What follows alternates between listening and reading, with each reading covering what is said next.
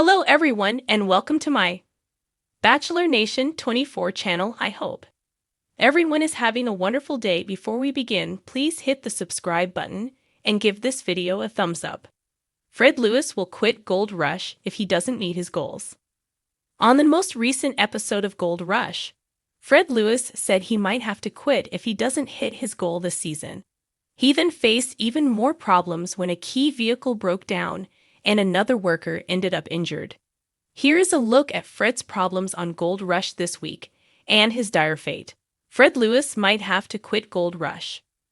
Fred Lewis was talking about his crew's small haul so far this season on Gold Rush. As he was heading out to look into what the team could do to turn things around, he made a dire comment. While walking, Fred said that if they didn't hit the goal he set for this season, he might have to quit after the season ended. This is not the TV season, but the gold mining season. Fred said it wasn't worth bringing everyone back out if they didn't meet their goals. His team also seemed weary about their lack of success. One crew member said he was leaving his family at home to help Fred achieve his goals. He said if they didn't get what they needed, he might not have a reason to keep coming back out for this. Fred understood, and his wife said they needed one of their plans to hit. The problem is that haven't hit anything big yet, and this episode saw the crew tape another big hit. While Buzz was working, his excavator broke off a tooth, and then the track broke apart. He showed a lot of talent in maneuvering it out of the mess without getting stuck. However, the entire team had to stop to fix this equipment to get working again. That is when another crew member had some shrapnel shoot into his cheek. It was an inch from taking his eye out. Fred used his experience as a military medic to get the shrapnel out, and he had to take the worker to get glued up while his crew kept working on the broken equipment. Fred Lewis is in last place for the season on Gold Rush. Every week, the Gold Rush Instagram page keeps fans updated on the totals. Tony Beats checked in at a total of 1,328.26 ounces for a value of $2.35 million.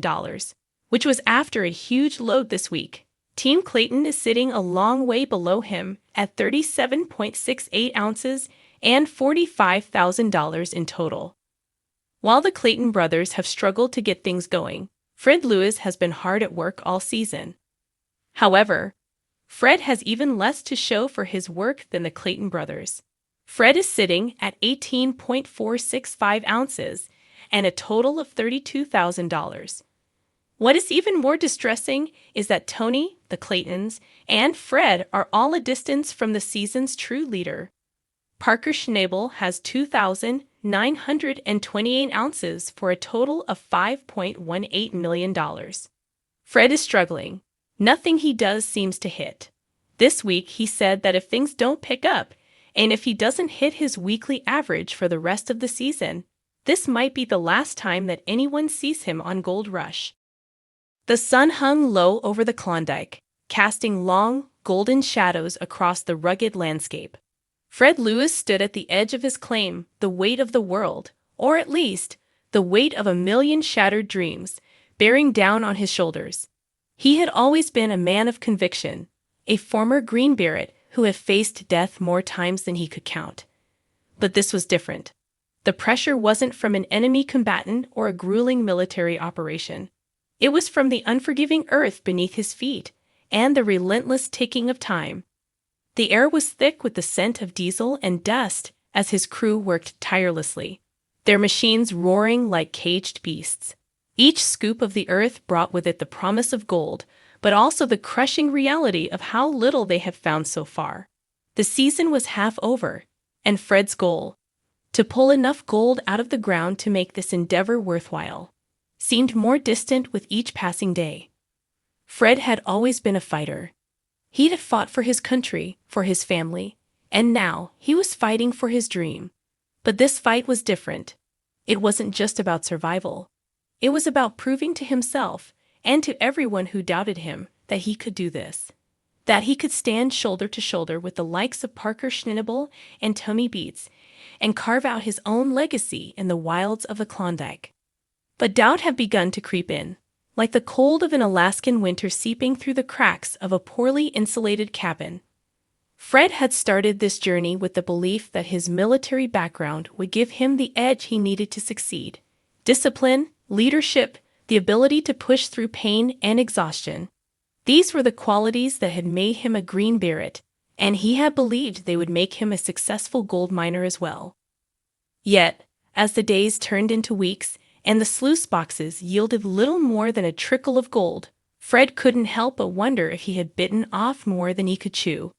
Mining wasn't like the military. There were no clear rules, no defined enemies. The earth was indifferent to his efforts. The weather was unpredictable, and the machinery was temperamental at best. It was a constant battle against nature, against time, and against his own mounting frustration.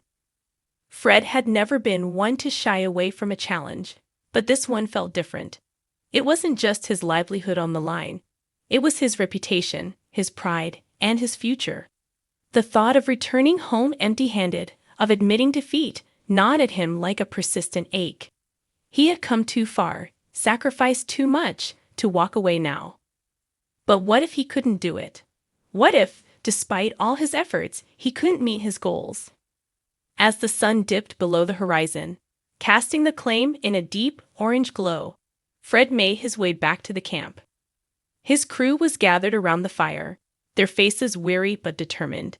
They looked to him for guidance, for reassurance, and he tried to give it to them. But inside, the doubts continued to fester. "Tomorrow's another day," he told them, his voice steady. "We'll hit it hard and see what we can find." But even as he spoke the words, he knew that tomorrow could be just like today, and the day after that, and the day after that. The gold was out there, somewhere, buried beneath layers of dirt and rock. But finding it was proving to be harder than he had ever imagined. Later, in the quiet of his tent, Fred sat alone, staring at the map of his claim spread out before him. He traced the lines with his finger, trying to imagine where the gold might be hiding. He had studied the geology, analyzed the soil, and followed every lead, but so far, the results had been disappointing. He thought about his crew, about the sacrifices they had made to be here with him. They believed in him, and that belief was both a blessing and a burden. He couldn't let them down. But how long could he keep pushing them, keep pushing himself, without seeing results? Fred had always prided himself on his resilience, his ability to persevere in the face of adversity.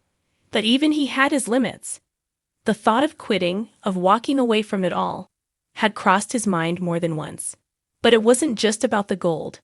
It was about the journey, the challenge, the pursuit of something bigger than himself.